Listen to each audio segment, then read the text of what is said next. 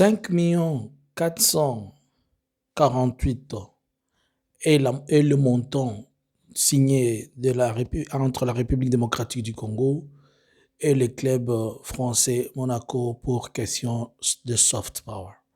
Est-ce que nous pouvons dire que le soft power congolais s'inspire du modèle rwandais ou bien le soft power congolais est-il à pointe, à la hauteur, et c'est le moment pour le soft power dans ce concept, vrai ou non?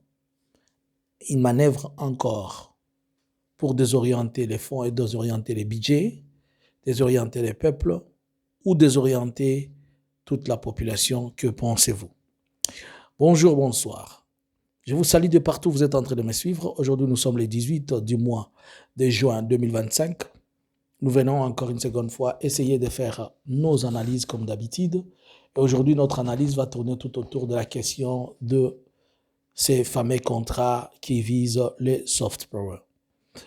Alors, merci à vous tous qui êtes en train de vous connecter, vous tous qui partagez, vous tous qui nous suivez. Ne manquez pas de nous laisser un pouce bleu, ne manquez pas de nous laisser votre commentaire, ne manquez pas aussi de partager, de vous abonner et faire abonner. Depuis hier, il y a des bruits de bottes au niveau de Nyangezi entre l'AFC et le Wazalendo.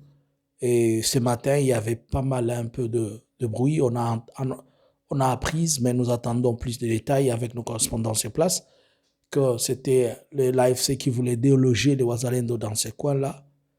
Et jusque-là, nous espérons que tout se passe bien. On espère avoir plus de détails le long de la journée. Alors, mais à ce moment, nous pensons que la calmie est déjà là. Vous allez attendre le détail de notre côté. Alors, qu'est-ce que j'étais en train de dire?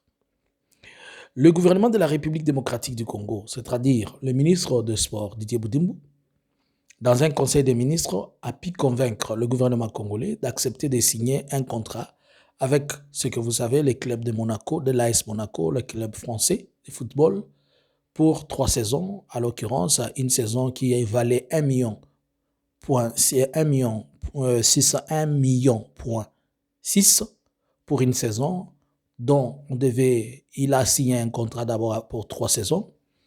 Ainsi donc, une négociation qui a pris 7 mois est aboutie par la signature de ces contrats-là.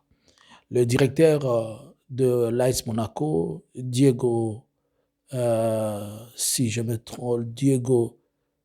Tarkus, quelque chose comme ça, était à Kinshasa pour signer le contrat.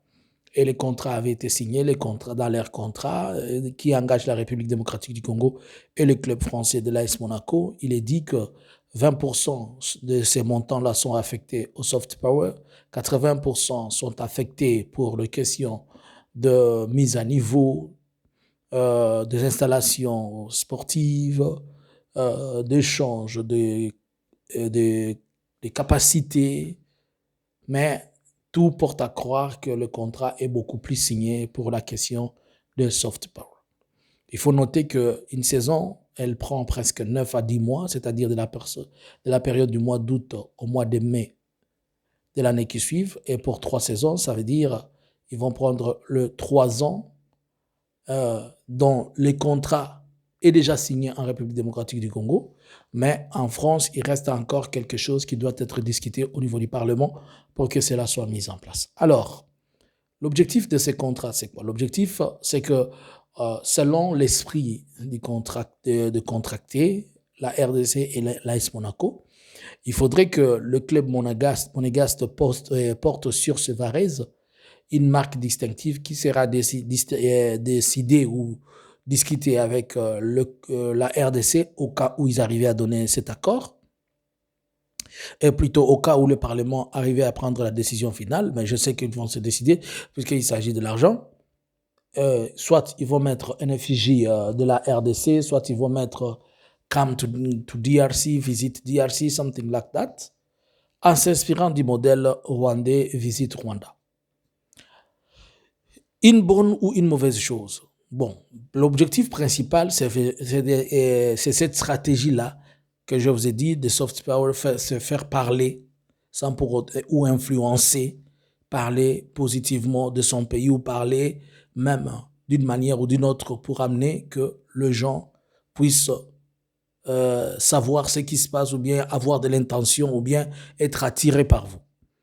Deuxième chose, c'est que ils visent, selon l'esprit qu'ils sont en train de dire, ils visent que certains joueurs congolais peuvent avoir la facilité de venir être formés ou entraînés ou échanger avec les clubs parisiens, des clubs monégasques, et de ces clubs de Monaco, et peut-être autre chose. Mais là, il s'ajoute aussi 200 000 euros au cas où la RDC s'est décidé que le club de Monaco vienne jouer en RDC, l'AS Monaco vient jouer en RDC, ou bien certaines de Monaco se déplacent, on doit leur payer une facture supplémentaire de 200 000 euros. Alors, revenons aux faits. Au total, ça fait les 3 saisons de 1,6. 1,6, ça fait 4 800 000 dollars, plus le 200 000 pendant 3 saisons, ça fait aussi 600 000 quelque chose. C'est pourquoi les chiffres s'élèvent à 5 millions de dollars. Est-ce qu'il est important pour le moment de prendre 5 millions de dollars et les remettre à ces clubs? Puisque l'objectif, on veut parler de la RDC et parler de la RDC positivement. Mais il faut se poser la question, la RDC est-elle à mesure de pouvoir recevoir en contrepartie ces choses telles qu'elles sont demandées? Par exemple, lorsque on parle de visite Rwanda, le Rwanda a d'abord commencé à travailler le mécanisme, il a d'abord commencé à mettre en place tous les moyens, toutes les choses, ou bien ce qu'il faut pour qu'on vienne visiter son pays. Mais ici, nous devons comprendre d'abord que chez nous, nous avons un problème. Tous les facteurs du tourisme sont en rouge. N'oubliez pas aussi que récemment, les États-Unis ont classé notre pays comme étant un pays où il ne faut pas visiter puisque la situation est totalement rouge et on a interdit même aux Américains, bientôt nous sommes interdits de pouvoir posséder des visas américains ou avoir un visa d'entrée aux États-Unis si vous possédez un passeport congolais. Nous avons des pluies qui pleuvent. Chaque jour qu'il y a des pluies, la ville est totalement inondée. Nous avons 2 stades les plus importants, à savoir celui des Martyrs et le stade du Vermin. Et les 2 stades ou les 2 terrains connaissent des problèmes. Récemment, vous avez vu des images horribles venant du stade de Martyrs, où les toilettes ne sont même pas bien entretenues. Bon, supposons qu'une compétition doit venir. Donc, on doit commencer à chercher encore d'autres frais pour essayer de mettre le stade à niveau. Bon, si on doit dire que les gens doivent visiter la RDC, déjà quitter l'aéroport de Njili, arriver au centre-ville de Kinshasa, il vous faut 5 heures, à défaut 6 heures à cause des embouteillages. L'aéroport elle-même, elle n'est pas à mesure de pouvoir recevoir beaucoup de gens et recevoir tout ce qu'ils disent comme tourisme à cause de tout ce qu'il y a. Il y a les infrastructures au niveau de l'aéroport, les tracasseries et consorts ne sont pas mis en place, ne sont pas bien. Nous avons le taux de criminalité dans la ville qui se fait parler chaque jour. Avec la question de Koulouna, avec la question des bandits, y ajouter le taux d'autres bandits qui sont récemment en activité et l'activité croissante qui est les Forces du Progrès, qui est une branche armée milice de l'IDPS. Vous avez des hôtels, nous avons des bons hôtels, mais le problème, c'est que l'accessibilité aussi pose un problème. Les sites à visiter. Nous avons un site qui est important, celui de Kingakati, mais Kingakati continue à être politisé et continue à faire l'objet de voir s'ils peuvent être fermés. Mais cependant, on est en train de dire visite Congo ou venez visiter le Congo, alors qu'on n'a pas mis en place le moyen et le mécanisme de rendre le tourisme aussi attractif. On n'a pas une bonne police. On n'a pas un bon système, on n'a pas le ministère du tourisme en soi. Et les sites à visiter, et les sites, et le tourisme n'est pas à la hauteur en RDC. On n'a pas de compagnie nationale. On n'a pas une bonne compagnie nationale. Presque tout, si on doit voir tout ce qu'il faut pour permettre à ce que l'on vienne visiter, un pays ne donne pas. Est-ce que cet argent, fallait-il prendre d'abord 5 millions pour le mettre aux mains de Monaco avant de pouvoir d'abord mettre en place ce qu'il faut? Le projet n'est pas pour moi. Je pense que le projet, il n'est pas aussi mauvais, bien que c'est pour bouffer l'argent. Ça, on sait.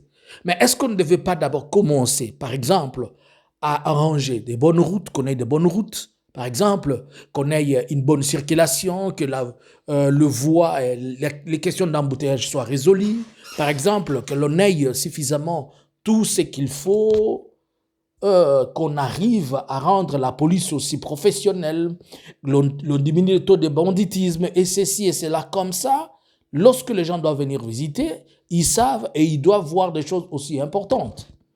Nous avons la criminalité qui est devenue monnaie courante, le banditisme monnaie courante, la tracasserie de tout genre et de toute espèce, de tout ce qu'il y a. Je n'ai pas dit tout ce que je peux dire, mais au moins vous avez tout compris. Dites-moi selon vous, fallait-il que l'on prenne l'argent qu'on en donne à ces clubs monégasques pour le moment, au lieu que l'on puisse d'abord chercher à rendre les conditions de tourisme aussi acceptables, ou bien il fallait d'abord que Monaco bouffe l'argent et que l'on pense à mettre les conditions après. Et maintenant, je reviens à la question majeure. Si nous disons que les ministres sont mauvais, et que là, je viens de vous expliquer que la décision a été prise au Conseil des ministres, et que la décision revient d'abord à celui qui conduit le Conseil des ministres, qui est le président de la République. Cela veut dire que c'est le président qui cautionne chaque projet et chaque chose qui se passe. Aujourd'hui, vous allez dire, est-ce encore les ministres et les conseillers du président qui sont mauvais, ou bien c'est lui, la mauvaise personne, puisque c'est lui qui prend de mauvaises décisions? Devons-nous toujours continuer à nous appuyer sur dire, il a de bonnes intentions, ce sont les autres qui sont mauvais, ou bien les mauvais c'est lui, et il communique ce qui est mauvais de lui vers les autres? À vous le clavier. Mes deux questions, est-ce qu'il est temps pour nous que ces projets-là se fassent, alors qu'on devait d'abord se concentrer sur le pays, mettre des infrastructures pour permettre à ce qu'ils viennent? Secondo, qui est celui qui favorise toutes ces choses appelées mauvaise gestion et mauvais détournement dès lors que c'est lui le chef qui se décide et les autres appliquent? À vous le clavier. Bonjour, bonsoir.